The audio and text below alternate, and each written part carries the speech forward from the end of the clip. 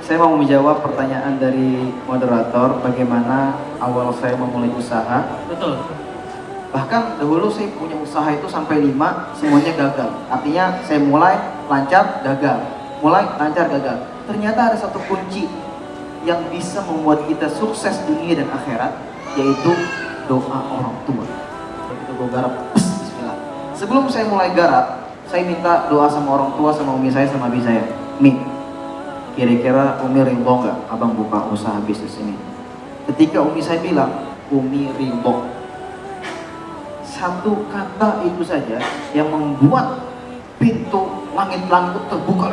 Tapi kalau tujuan kita lillahi ta'ala, mengharap ridho Allah, bisnis mau gajinya kecil, mau penghasilannya nggak besar, tapi kalau kita sudah tujuannya buat mengharap ridhonya Allah, mengharap keberkahan dari Allah, sedikit apapun gaji atau sedikit apapun income yang masuk ke dalam kehidupan kita, itu akan berkah. Dan tanda salah satu keberkahan rezeki yang kita dapatkan, uang yang sedikit tadi seakan-akan nggak akan pernah habis, dan uang tersebut akan terus berguna kepada hal yang bermanfaat.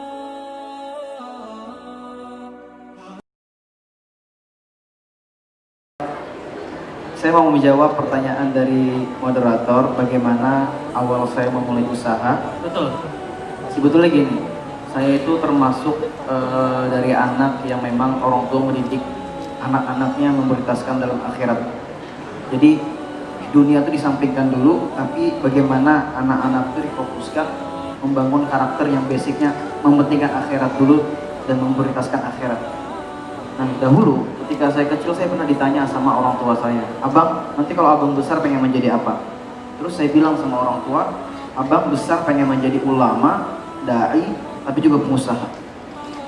Karena dua hal ini kalau kita pegang, kita ahli dalam bidang agama, kita kuasain Quran, kuasain hadis, kuasain fikih, kuasain ilmu akidah dan lain-lain semuanya. Kemudian juga kita barengi dengan menguasai ekonomi, dengan kita mempunyai usaha di mana-mana misalnya dan bisa berkembang, akhirnya bisa membangun bisa mensejahterakan ya orang-orang Islam yang pengen bekerja, artinya kan bisa menghidupkan beberapa keluarga gitu insya Allah.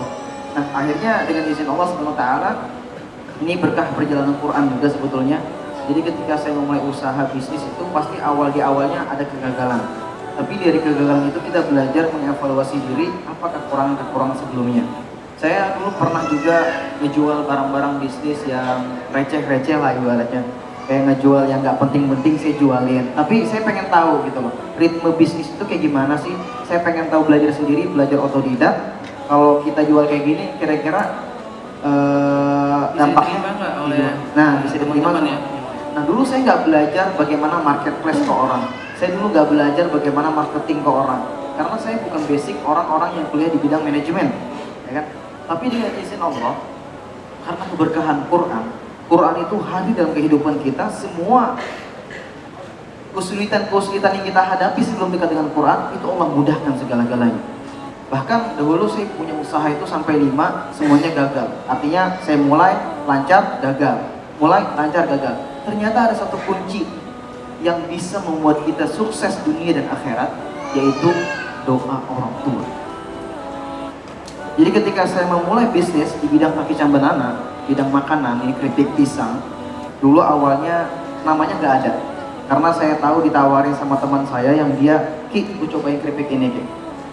Saya cobain, kok ini keripik ini beda dari yang lainnya gitu, seperti yang kayak di market-market yang lain. Oke, gue garap deh, ini keripik bakal gue jualin gitu. Tapi kita bingung nyari namanya. Nah, karena waktu itu follower saya pernah saya upload foto, misalnya kayak lagi agak full face gitu, terus ada yang manggil, kok alisnya kayak Shinchan sih gitu-gitu. Emang iya ya gitu, kayak teman-teman emang kayak Shinchan nggak? Mirip ya? Abis itu saya nanya ke orang tua saya, ke umi saya, Mi, emang abang bener ya kayak Shinchan alisnya gitu.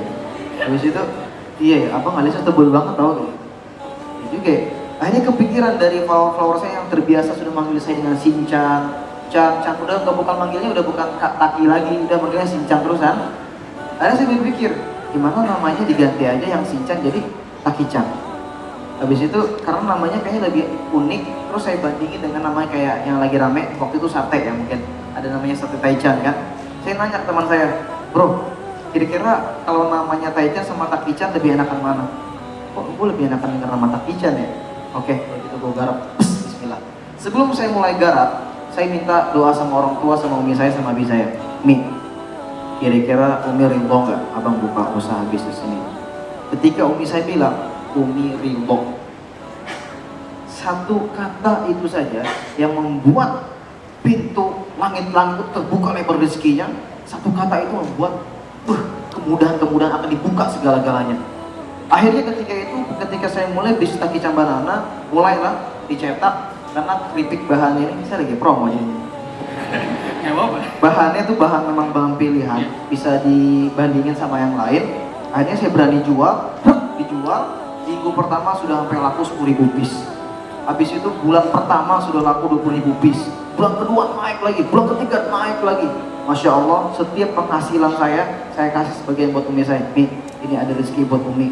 Kalau bukan doa dari umi, kalau bukan dari ridho dan doa umi, mungkin abang gak akan sampai di titik sekarang ini. Ini rezeki buat umi. Pokoknya saya bahagiain umi. Ayo mi, belanja, umi mau apa? Umi mau apa? Umi mau apa? Senengin.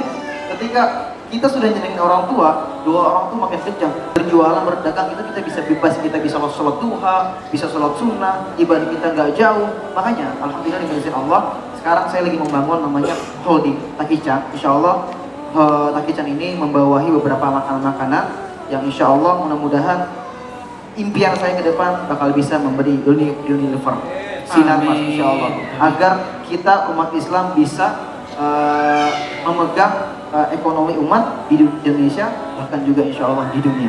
Amin. Seperti itu. Terima kasih. Insya Allah. Jadi itu pengalamannya yang terpenting adalah ridhonya orang tua ya bang ya, terutama ridhonya seorang ibu gitu. Karena jika memang orang tua sudah ridho, insya Allah Allah juga meridhoi apa yang kita lakukan, apa yang kita kerjakan. Bagaimana caranya mempertahankan reseller bang untuk menjadi salah satu pertahanan produk atau yang dimiliki oleh Bang Taki? Jadi gini, sebelum saya berbicara bagaimana cara mempertahankan reseller agar tetap mereka berkembang, iya, betul. ya. Kalau saya sih lebih ke arah menanamkan fondasi yang dibilang tadi sama Bang Dewa. Artinya fondasi iman itu yang paling penting. Jadi kita tujuan berbisnis dan berdagang itu apa sih sebetulnya? Apakah untuk memperkaya diri sendiri atau buat untuk membahagiakan dan sejahterakan orang lain, ya kan? Kalau tujuan kita untuk memperkaya diri sendiri, ya kita cuma bahagia buat sendiri gitu.